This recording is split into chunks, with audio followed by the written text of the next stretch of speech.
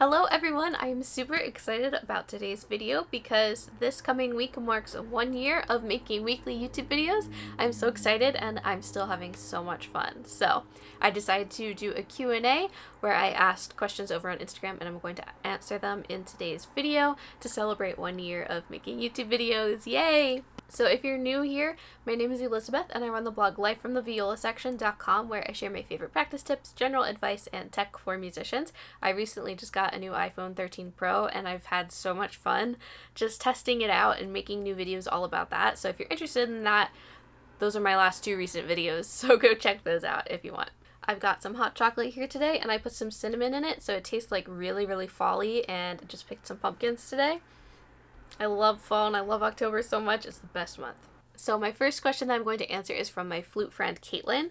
She created a new concert series over the pandemic called Kaitlyns Concerts and they were so much fun. She did 10 of them and I think she might be doing another one later this month, so definitely go check out her YouTube channel so you can watch the past concerts. She also uploads like one piece at a time if you want to just pick and choose. She did a really fun movie and musical concert, which was probably my favorite. The pieces were amazing and she did such a great job performing, so definitely go check her out. But her question was, how were you introduced to the classical music world?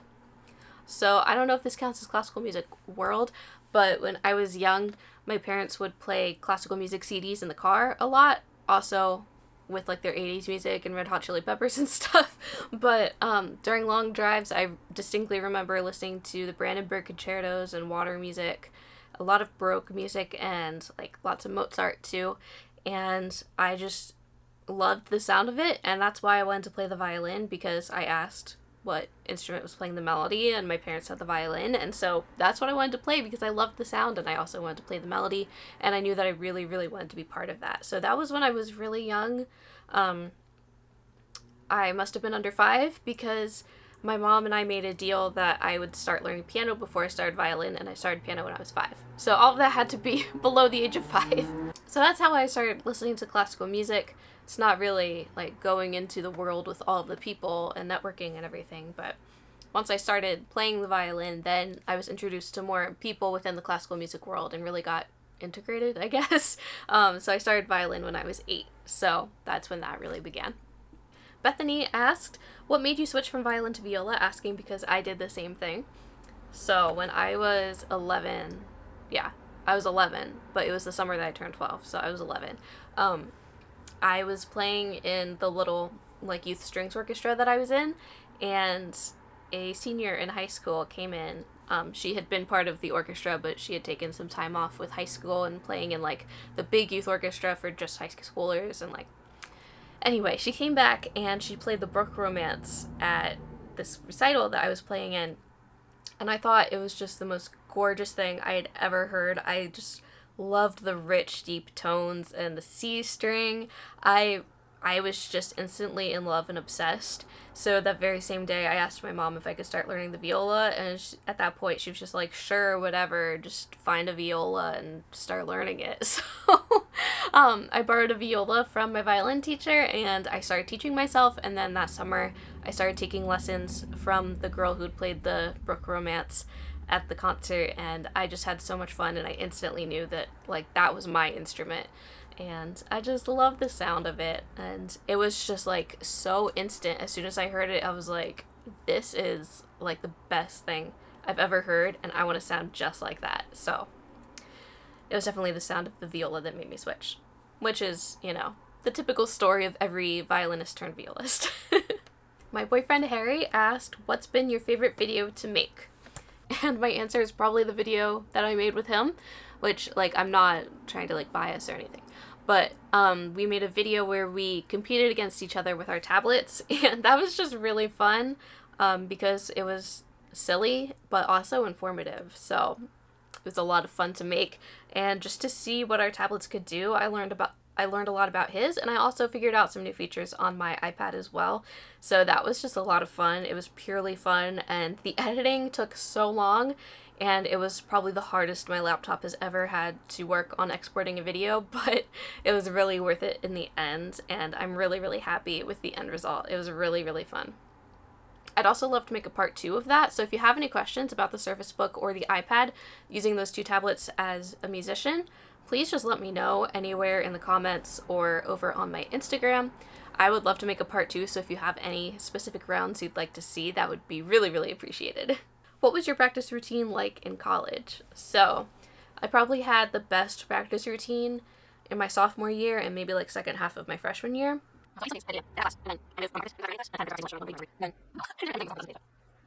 The shortened version of all that I just had to think through was that for my first full 2 years of college, I had 8 a.m. classes, which was not my choice. It just was unavoidable with the rest of my schedule.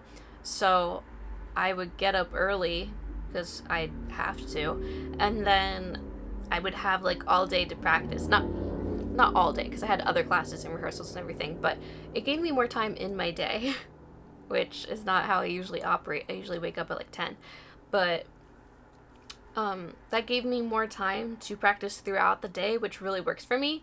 Just practicing in like shorter chunks many times through the day is better for my body than to practice all at once for the whole day in one sitting or standing, because I stand when I practice. But yeah, I felt like I had a really, really good practice routine my sophomore year, and I know that I advanced a lot that year, and like I could feel myself growing as a musician through that whole year, and really through undergrad in general, like all 4 years. I could always see progress at the end of every semester, even like week by week. I could sometimes see progress. So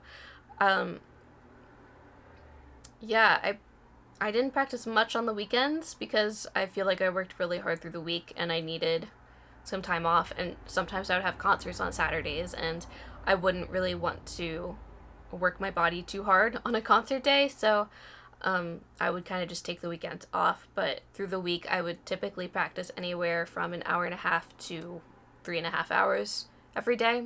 It just depended on the day and my workload and all of that.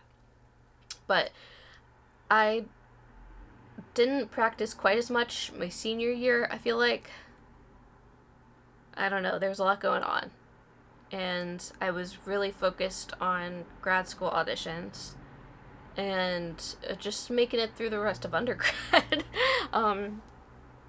Yeah, but that's when I started using a practice journal, which did really help me. So I think I was practicing less, but I was using the shorter amount of time more efficiently. So that helped, but I wasn't putting in the long hours in the practice room. I was putting in short chunks in my apartment, which felt a lot different. I don't know. So my sophomore year and also like most of my freshman year were great times for practicing and making advancements on the instrument.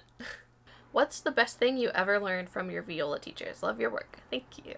So, I've learned so much from all of my teachers, but I especially learned a lot from my teacher in undergrad because I love her so much as a person and as a violist and as a teacher and overall. So she really taught us how to teach ourselves and how to really become self-sufficient as practicers and musicians. So she would ask us in lessons what we thought about how we played, what was good, what went wrong, what we'd like to fix, and how we would go about fixing it like in a practice session. So when we didn't have any idea about any of those things, she would tell us and help us work through it. And then when we were able to identify those things, then she'd be like, yeah, that's a good practice strategy, or also maybe like try this in addition. And it was a great way to learn how to teach others because I was relying on my own mind to analyze my music, which then when I'm teaching someone, it's a lot easier to analyze their playing because I'm also used to analyzing my own playing for mistakes and just things I can work on and also things that go well. So that really, really helped kind of bridge the gap between being like a young musician, just learning from teachers and others and just copying what they do, to becoming my own musician. So that was like a really great bridge in my progression, just learning how to really listen and analyze my own music. Valerie asked, how do you organize content for your YouTube videos? So I've done a few different things throughout this last year. I've used Just My Brain, where I kind of go week by week and I see what I feel like doing, or if I feel inspired to talk about something, or if I've learned something and I want to share about it.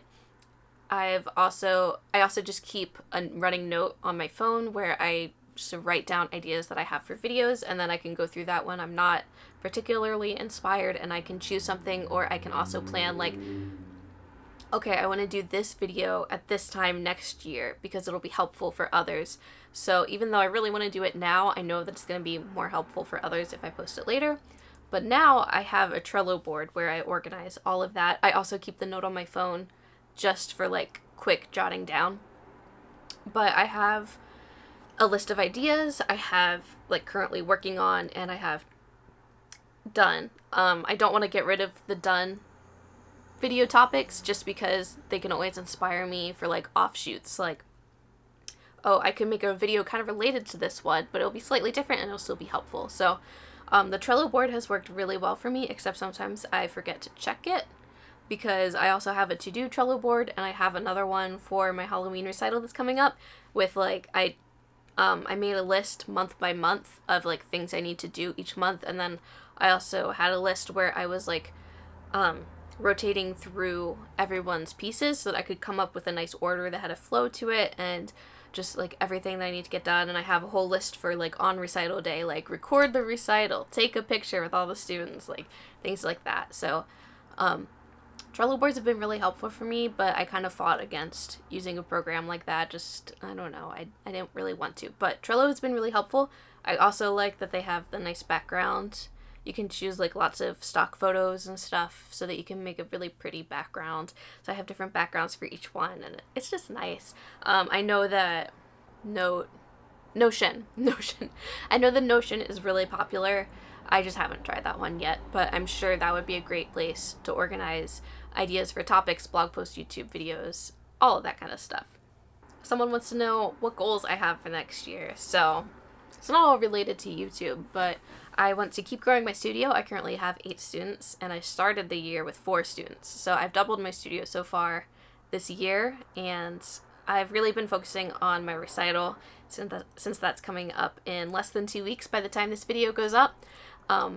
But once I'm done with the recital, I'm going to try to recruit some more students and keep building up my studio so that I can really have a full studio and do more recitals and maybe like some master classes or studio parties, something like that, just so that we can have really fun studio building, like relationship building events. I also want to keep growing my YouTube channel and my Instagram. I'm having so much fun making YouTube videos, and I love the community that I'm part of over on Instagram. If you don't follow me already, my @ is Life from the Viola section. I'd love for you to come follow me and join the community. It's really, really fun over there. I also really, really love making tech videos for musicians, so I would love to keep coming up with ideas for that, and I don't really have the budget to buy more pieces of tech right now since I bought an iPad last year and an iPhone this year, but I would love to keep showing ways that you can really use tech as a musician to boost your practice sessions or just for relaxing and having fun. So I really want to keep making videos like that. That's a big goal. I also really want to keep building my blog. My blog doesn't get a ton of traffic, so I really want to try to boost that. I've been learning a lot about SEO, which is search engine optimization, so I've been trying to boost my posts for that, and I've definitely seen some growth there. So I would love to keep expanding my blog and making it more and more exciting for everyone to read and find and follow and all of that. I also recently started ghostwriting for a violin blog. I can't share any names or anything, but I've really, really been loving that, so I'd love to find more freelance writing jobs within the music niche.